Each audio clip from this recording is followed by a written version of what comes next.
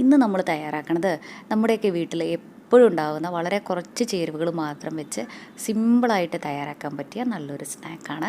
നല്ല ടേസ്റ്റിയാണ്, അതുപോലെ തയ്യാറാക്കാനും നല്ല എളുപ്പമാണ്. അപ്പോൾ നമുക്ക് എങ്ങനെയാണ് ഈസി ആയിട്ടുള്ള ഈ ഒരു സ്നാക്ക് റെഡിയാക്കുന്നതെന്ന് നോക്കാം. ഇതിനായിട്ട് ഒരു പാനിലേക്ക് 1 ടേബിൾ സ്പൂൺ ഓയിൽ ഒഴിച്ച് കൊടുക്കാം. നമുക്ക് ഏത് റിഫൈൻഡ് ഓയിൽ വേണമെങ്കിലും എടുക്കാം. വെളിച്ചെണ്ണയൊക്കെ എടുക്കാതിരിക്കണതാണ് കേട്ടോ നല്ലത്. ഇനി ഇതിലേക്ക് ചേർക്കുന്നത് 1 ടേബിൾ സ്പൂൺ ഗ്രേറ്റ് ചെയ്തിട്ടുള്ള വെളുത്തുള്ളിയാണ്. ഗ്രേറ്റ് ചെയ്തെടുത്തില്ലെങ്കിലും കുഴപ്പമൊന്നുമില്ല, ചെറുതായിട്ടൊന്ന് കട്ട് ചെയ്തിട്ടെടുത്താൽ മതി.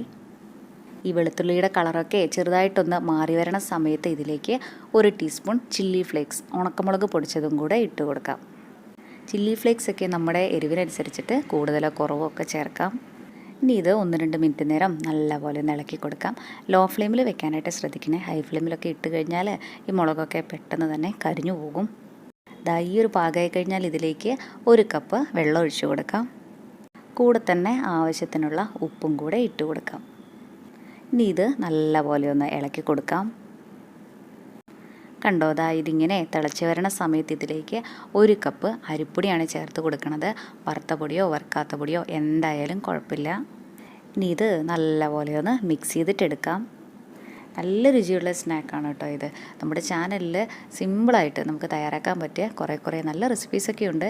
കണ്ടിട്ടില്ലെങ്കിൽ ഒന്ന് കണ്ടു നോക്കണേ. അതുപോലെ നമ്മുടെ ഈ ചാനലിൽ ആദ്യമായിട്ടാണ് കാണുന്നതെങ്കിൽ സബ്സ്ക്രൈബ് ചെയ്യാനും മറക്കല്ലേ കേട്ടോ. ഇതിവിടെ നന്നായിട്ട് മിക്സാക്കി എടുത്തിട്ടുണ്ട്. ഇത്രയും മതി. ഇനി നമുക്ക് ഫ്ലെയിം ഓഫ് ചെയ്യാം. എന്നിട്ടിത് വേറൊരു ബൗളിലേക്ക് മാറ്റാം.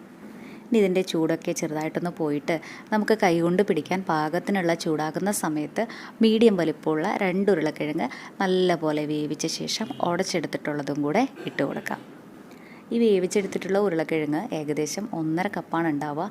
ഒട്ടും കട്ടയില്ലാതെ ഉടച്ചെടുക്കാനായിട്ടൊന്ന് ശ്രദ്ധിക്കണേ. നമ്മൾ ഓൾറെഡി ആ ഒരു അരിപ്പൊടി മിക്സിൽ ഉപ്പൊക്കെ ചേർത്തിട്ടുണ്ടായിരുന്നു. പക്ഷേ ഉരുളക്കിഴങ്ങ് ഞാൻ ഉപ്പ് ചേർത്തിട്ടല്ലായിരുന്നു കേട്ടോ വേവിച്ചത്. അതുകൊണ്ട് ഇതിലേക്ക് കുറച്ച് ഉപ്പും കൂടെ ചേർക്കണുണ്ട്. ഇനി ഇതെല്ലാം കൂടെ നല്ലപോലെ ഒന്ന് കുഴച്ചെടുക്കാം. നമുക്കിത് 2 രീതിയിൽ തയ്യാറാക്കാം. ഒന്ന് നമുക്കിങ്ങനെ കുഴച്ചെടുക്കുന്ന സമയത്ത് ഇതിലേക്ക് 1-2 ടേബിൾ സ്പൂൺ കോൺഫ്ലോർ ഇട്ടിട്ട് നല്ലപോലെ ഇത് കുഴച്ചെടുക്കാം. അങ്ങനെ ചെയ്ത് കഴിഞ്ഞാൽ നമ്മൾ പരത്തിയെടുക്കുമ്പോൾ ഒട്ടും തന്നെ കയ്യിൽ ഒട്ടിപ്പിടിക്കില്ല. അല്ലെങ്കിൽ നമ്മളിത് പരത്തിയെടുക്കുന്ന സമയത്ത് കൗണ്ടർ ടോപ്പിൽ ഇങ്ങനെ കുറച്ച് കോൺഫ്ലോറും കൂടി ഇട്ട് കൊടുത്തിട്ടും നമുക്കിത് പരത്തിയെടുക്കാം. ഇത് എങ്ങനെ ചെയ്താലും കുഴപ്പമൊന്നുമില്ല. ഞാൻ കുറച്ച് കോൺഫ്ലോർ ഇട്ട് കൊടുത്തിട്ട് ഇതിൻ്റെ മുകളിലായിട്ടാണ് കേട്ടോ ഇത് വെച്ച് കൊടുക്കുന്നത്. ഇനി ഇത് 4 പീസായിട്ടൊന്ന് കട്ട് ചെയ്തും കൂടി എടുക്കണുണ്ട്. ഷേപ്പാക്കി എടുക്കാനായിട്ട് എളുപ്പത്തിന് വേണ്ടിയിട്ടാണ് ഇങ്ങനെ കട്ട് ചെയ്തിട്ടെടുക്കണത്. ഇനി ഇതിൽ നിന്നും 1 പീസ് എടുത്ത ശേഷം ഇങ്ങനെ റോൾ ചെയ്തിട്ടെടുക്കാം. നമുക്കിത് കട്ട് ചെയ്തെടുക്കാനുള്ളതാണ്. ഒത്തിരി കട്ടിയിലിരുന്ന് കഴിഞ്ഞാൽ നമ്മുടെ ഈ ഒരു സ്നാക്കിന് അത്ര ടേസ്റ്റ് ഉണ്ടാവില്ല. ഈ ഒരു കട്ടി മതിയാകും. ഇനി ഇത് ചെറിയ പീസായിട്ടൊന്ന് കട്ട് ചെയ്ത് കൂടെ എടുക്കാം.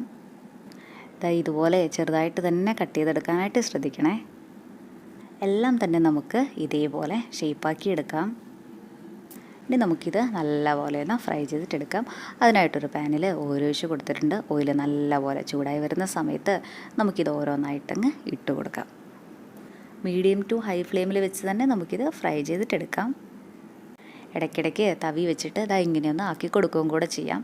ഒട്ടും എണ്ണ കുടിക്കാത്ത സ്നാക്കാണ് കേട്ടോ. നമ്മൾ ആ വെളുത്തുള്ളിയൊക്കെ ചേർത്തില്ലേ, ആ ഒരു ഫ്ലേവറൊക്കെ നമ്മുടെ ഈ ഒരു സ്നാക്കിനുണ്ടാവും.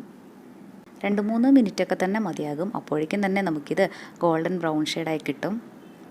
ഒത്തിരി ബ്രൗൺ ഷെയ്ഡ് ആവാനായിട്ട് നിൽക്കരുത്. ഈ ഒരു പാകമായാൽ മതി. ഇത്രയും ആയിക്കഴിഞ്ഞാൽ നമുക്കിത് എണ്ണയിൽ നിന്ന് കോരി മാറ്റാം. എല്ലാം തന്നെ നമുക്ക് ഇതേപോലെ ഫ്രൈ ചെയ്തിട്ടെടുക്കാം. നല്ല ടേസ്റ്റി ആയിട്ടുള്ള സ്നാക്കാണ് കേട്ടോ. അരിപ്പൊടിയും ഉരുളക്കിഴങ്ങും ഒക്കെ നമ്മുടെ വീട്ടിൽ എപ്പോഴും ഉണ്ടാവുന്നതല്ലേ. ഇതിങ്ങനെ വെറുതെ കഴിക്കാൻ തന്നെ നല്ല ടേസ്റ്റാണ്. ടൊമാറ്റോ കെച്ചപ്പിൽ മുക്കി കഴിക്കുവാണെങ്കിൽ ഒന്നും കൂടെ നല്ല ടേസ്റ്റ് തന്നെയായിരിക്കും. കുട്ടികൾക്കും വലിയവർക്കും എല്ലാവർക്കും ഒരേപോലെ ഇഷ്ടമാകും. ഇതുവരെ ഇങ്ങനെ ട്രൈ ചെയ്ത് നോക്കിയിട്ടില്ലെങ്കിൽ ഒരു പ്രാവശ്യം ഇതുപോലെ ഒന്ന് തയ്യാറാക്കി നോക്കണേ. എന്നിട്ട് അഭിപ്രായം പറയാൻ മറക്കല്ലേ. താങ്ക്